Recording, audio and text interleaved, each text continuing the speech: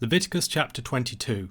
And the Lord spoke to Moses, saying, Speak to Aaron and his sons, so that they abstain from the holy things of the people of Israel, which they dedicate to me, so that they do not profane my holy name. I am the Lord. Say to them, If any one of all your offspring throughout your generations approaches the holy things that the people of Israel dedicate to the Lord, while he has an uncleanness, that person shall be cut off from my presence. I am the Lord. None of the offspring of Aaron who has a leprous disease or a discharge may eat of the holy things until he is clean. Whoever touches anything that is unclean through contact with the dead, or a man who has an emission of semen, and whoever touches a swarming thing by which he may be made unclean, or a person from whom he may take uncleanness, whatever his uncleanness may be, the person who touches such a thing shall be unclean until the evening, and shall not eat of the holy things unless he has bathed his body in water. When the sun goes down, he shall be clean, and afterward he may eat of the holy things, because they are his food. He shall not eat what dies of itself or is torn by beasts, and so make himself unclean by it. I am the Lord. They shall therefore keep my charge, lest they bear sin for it and die thereby, when they profane it. I am the Lord who sanctifies them. A layperson shall not eat of a holy thing. No foreign guest of the priest or hired worker shall eat of a holy thing. But if a priest buys a slave as his property for money, the slave may eat of it, and anyone born in his house may eat of his food. If a priest's daughter marries a layman, she shall not eat of the contribution of the holy things. But if a priest's daughter is widowed or divorced, and has no child and returns to her father's house, as in her youth, she may eat of her father's food, yet no layperson shall eat of it. And if anyone eats of a holy thing unintentionally, he shall add the fifth of its value to it, and give the holy thing to the priest. They shall not profane the holy things of the people of Israel, which they contribute to the Lord, and so cause them to bear iniquity and guilt by eating their holy things. For I am the Lord who sanctifies them. And the Lord spoke to Moses, saying, Speak to Aaron and his sons and all the people of Israel, and say to them, When any one of the house of Israel, or of the sojourners in Israel, presents a burnt offering as his offering, for any of their vows or free will offerings that they offer to the Lord, if it is to be accepted for you, it shall be a male without blemish, of the bulls or the sheep or the goats. You shall not offer anything that has a blemish, for it will not be acceptable for you. And when anyone offers a sacrifice of peace offerings to the Lord to fulfill a vow, or as a freewill offering from the herd or from the flock, to be accepted it must be perfect. There shall be no blemish in it.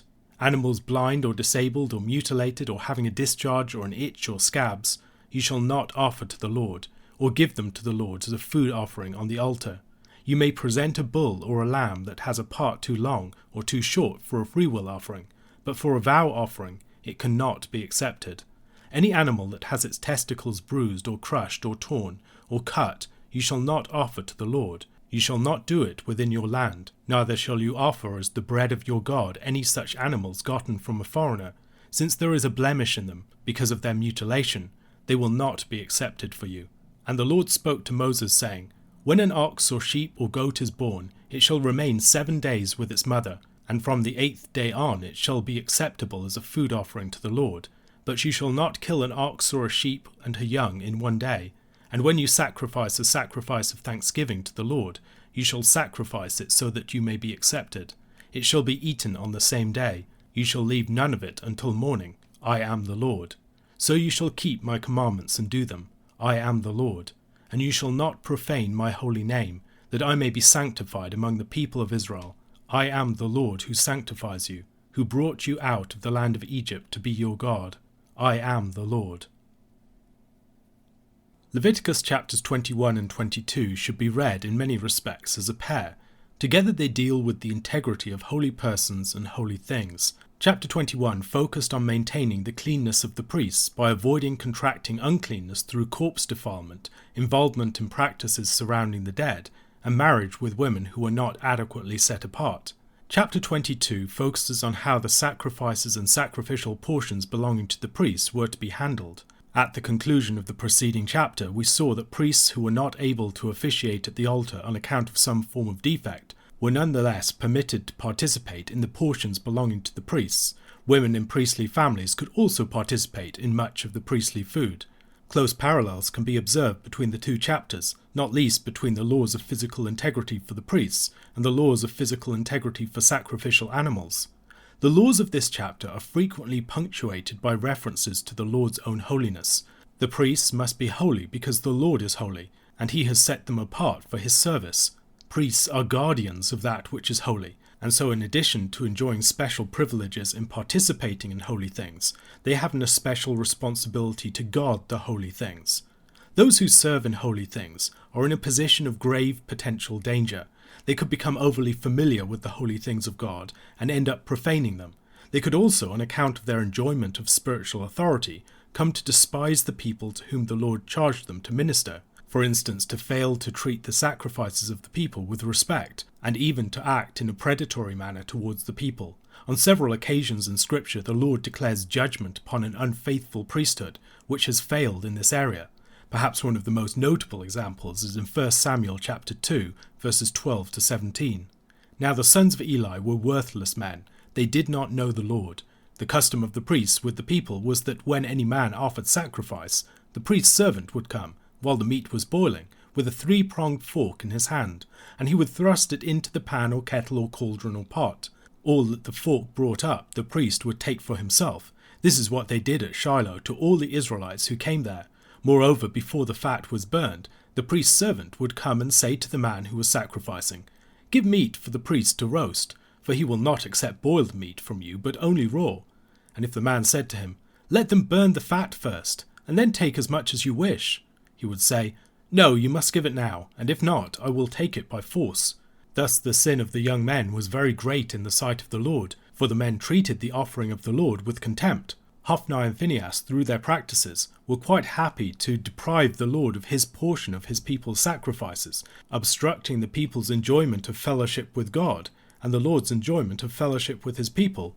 Despising the sacrifices of the Israelites, in the case of Hophni and Phinehas, went hand in hand with the despising of the people. They took of parts of the sacrifice that were forbidden to them, and they also took of the people in ways that were forbidden of them. They lay with the women serving at the entrance of the tabernacle, as we see in chapter 2, verse 22, presumably in a way that involved the same exploitation of power and authority as in their unlawful taking of the people's sacrifices. On account of the sins of Eli and his sons, the Lord judged the house of Eli severely. In 1 Samuel chapter 2, verses 28 to 33, "I gave to the house of your father all my offerings by fire from the people of Israel. Why then do you scorn my sacrifices and my offerings that I commanded for my dwelling, and honour your sons above me by fattening yourselves on the choicest part of every offering of my people Israel? Therefore the Lord, the God of Israel, declares, I promised that your house and the house of your father should go in and out before me forever. But now the Lord declares, Far be it from me, for those who honour me I will honour, and those who despise me shall be lightly esteemed. Behold, the days are coming when I will cut off your strength and the strength of your father's house, so that there will not be an old man in your house. Then in distress you will look with envious eye on all the prosperity that shall be bestowed on Israel, and there shall not be an old man in your house forever. The only one of you whom I shall not cut off from my altar shall be spared to weep his eyes out, to grieve his heart, and all the descendants of your house shall die by the sword of men." Verse 3 presents the general rule that needs to be observed.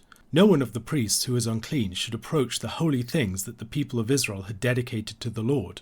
The uncleanness in view includes leprous disease or a bodily discharge, but also the second-hand forms of uncleanness through corpse defilement, contraction of uncleanness from someone defiled with a bodily emission, or from contact with an unclean animal. Priests would routinely become defiled in these sorts of ways. Such cases of defilement were not a big problem. The person would be unclean until evening, and then after washing he could participate in holy things once again. For inadvertent sins in these sorts of areas there were provisions made in the sacrificial system. For instance, we might think about some of the sacrifices mentioned in Leviticus chapter 5. However, in most of these cases no sacrifice would be necessary. It would just be a matter of waiting until evening and washing your body in water. The priests should not merely take care about their own behaviour around the holy things. They had been appointed as guardians within the Lord's house more generally, and so they bore an especial responsibility to ensure that the things of the Lord were not desecrated.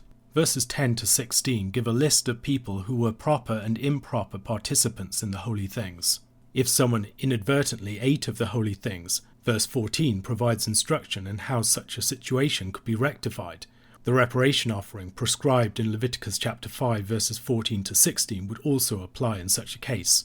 The Lord spoke to Moses saying, "If anyone commits a breach of faith and sins unintentionally in any of the holy things of the Lord, he shall bring to the Lord as his compensation a ram without blemish out of the flock, valued in silver shekels according to the shekel of the sanctuary for a guilt offering. He shall also make restitution for what he has done amiss in the holy thing, and shall add a fifth to it and give it to the priest.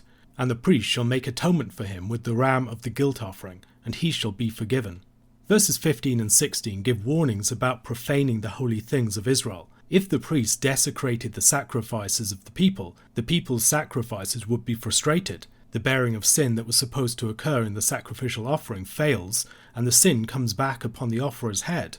Ensuring that the offerings were properly offered then was a very solemn responsibility.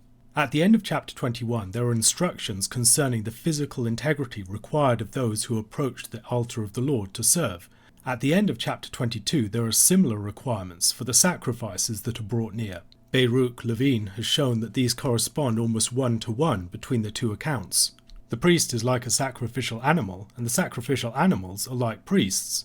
The purpose of all of these commandments is to uphold the holiness of the Lord's name, so that it not be profaned, and that the things of the Lord not be desecrated. The behaviour of the priests and their guarding of the holy things is one of the chief ways that they teach the reverence of the Lord to the people. A question to consider: what might be some new covenant analogies to the behaviour required of the priests in this chapter?